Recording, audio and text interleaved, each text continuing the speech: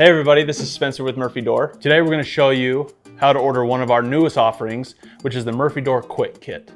The two biggest differences is one, the hardware comes unattached, so you can make your Murphy Door an in-swing or out-swing, left or right, regardless of the door you order, and it ships within 1 to 3 business days. The only option you need to determine is the size of door you need.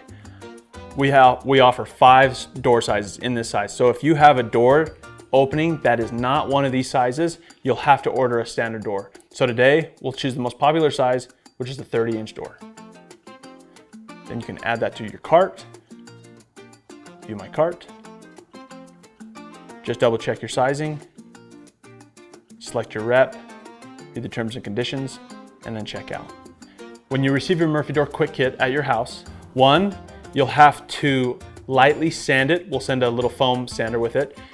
Sand it down so it's nice and smooth, paint it whatever color you want, install the hinge, the pivot point, and we'll show you exactly how to do that, whether you want an in-swing or an out-swing, left or right hand.